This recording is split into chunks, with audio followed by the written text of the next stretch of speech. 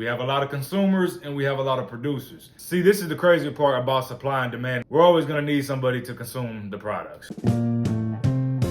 A consumer is a person who purchases goods or services for personal use. A consumer mindset represents a person's habits. It represents their discipline. We are all consumers in some sort of sense. I'm a consumer of iPhone. I'm a consumer of the MacBook. The consumer mindset is wrapped around attitudes, beliefs, perceptions, and needs. What somebody thinks they need. As a consumer, this is why I say it's very important to decide what do you need versus what do you want. It has a big influence on decision-making abilities, and that's where discipline comes in mind. Some huge things that drive a consumer mindset are society and the culture. You've always got somebody producing for you. You can always go buy from somebody else. The bad thing as a consumer mindset is it makes you very complacent. It makes you relying on somebody else. You can even lose knowledge in certain areas when you're nothing but a consumer, because some of us don't educate ourselves on what we're actually consuming. So then you just taking in, but what are you actually doing with that, or what effects does it have on you, your body, your mental, your spirit? You ever heard the saying, beggars can't be choosers? When you're a giver, you got to learn how to set a limit because takers have no limits. Same principle here, which is consumer mindset can create a lot of entitlement. You see, now we live in a world with instant gratifications where you can consume things almost instantly. That completely redefines what life is. Nothing in this world comes instantly. So you see how this can mix and blend your mindset. Some benefits of being a consumer is there's always going to be a producer. A lot of the work is done for you. A lot of the service is done for you.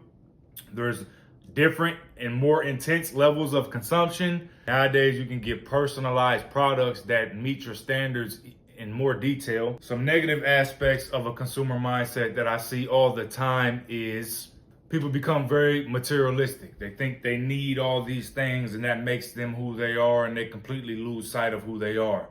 It can make you lazier. You can forget how to do certain things. The more and more we get into the future, people are losing sight of how to make or do things from scratch. The more you consume, you can end up just stacking stuff all over the place, and then you're borderline a hoarder because you don't even use all these things that you're consuming. I think this is the most dangerous factor for anybody stuck in a consumer mindset, which is it really messes with your mindset to where some people just give up. Some people just shut their brain completely down and say, oh, I can't do this. I'm going to rely on. For instance, it's set up for you to be exhausted after a 40-hour work week, so you go rely on and consume fast food. Let's try to break outside the consumer mindset and see where you can produce in your life.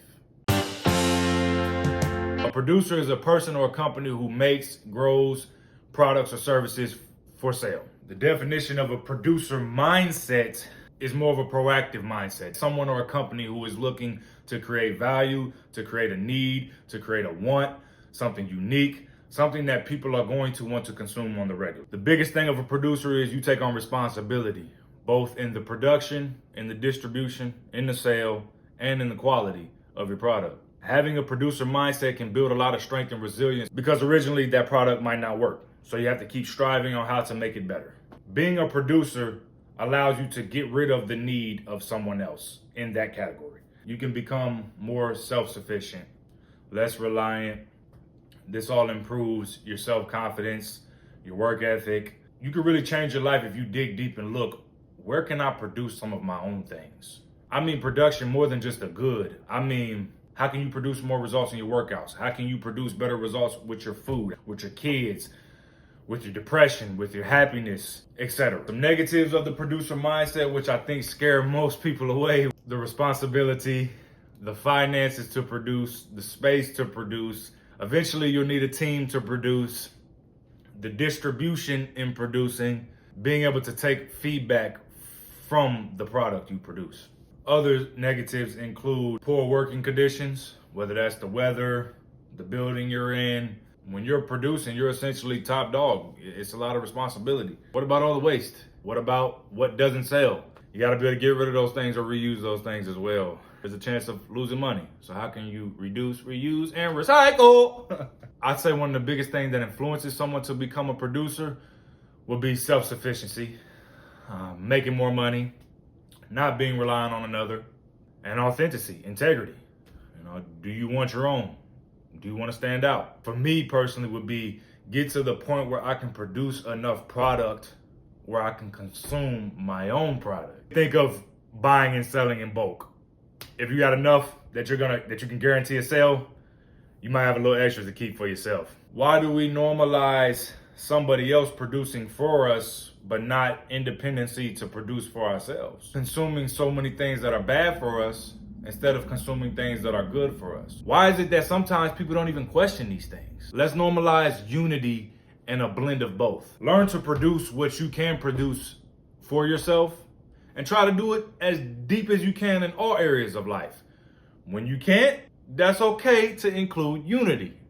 A team. Nobody does everything by themselves, but just make sure you focus and you dig deep on who this team is and where you're getting this production. Let's again normalize consuming things that make us better as a person. Let's normalize consuming hardcore truths, the reality of certain things. Be real with yourself. Let's normalize consuming nature, peace, love, happiness. We can produce and consume all of these things, but let's try to make it an even amount of producing and consuming.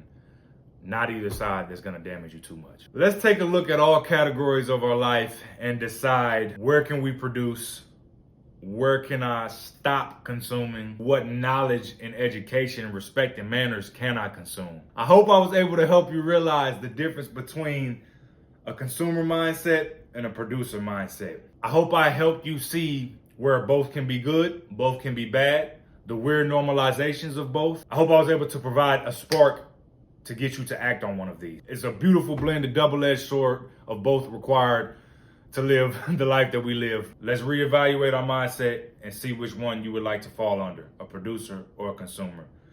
You can do it, believe in yourself, ask hard questions. My conclusion is strive to produce best for you and consume nothing but good energy for yourself, because you're gonna have to learn how to be self-sufficient, but we all have to learn how to work with others as well. Thank you for watching. Please like, comment, subscribe. What mindset do you carry? What are some more things you noticed throughout this? What's your feedback? And go produce a great week for yourself. You got this.